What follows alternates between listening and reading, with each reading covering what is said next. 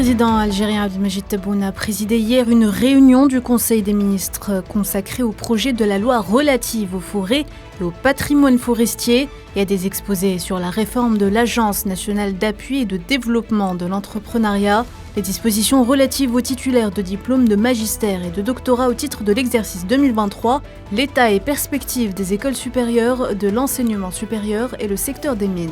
Le président turc Recep Tayyip Erdogan a affirmé lundi être clairement en tête de la présidentielle, mais se dit prêt à respecter un second tour s'il est nécessaire.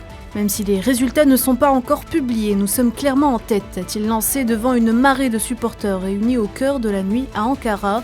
Nous respectons ce scrutin et nous respecterons la prochaine élection, a-t-il assuré.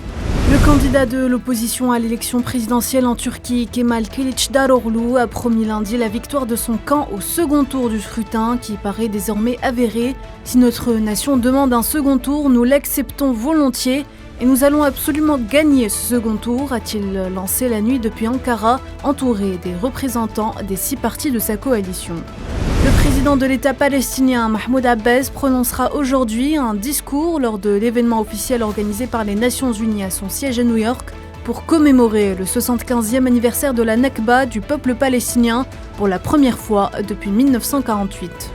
Le ministère de la Défense de Taïwan a détecté 5 navires et 6 avions de l'armée populaire de libération chinoise dans la région adjacente à l'île au cours des dernières 24 heures. C'est ce qui ressort d'un communiqué publié lundi sur Twitter du ministère. Après Rome, Berlin et Paris, le chef d'État ukrainien poursuit sa tournée en Europe. Volodymyr Zelensky est arrivé lundi à Londres, selon Downing Street, où il doit s'entretenir avec le Premier ministre Rishi Sunak, qui a promis la livraison prochaine de centaines de missiles antiaériens et de drones d'attaque à Kiev.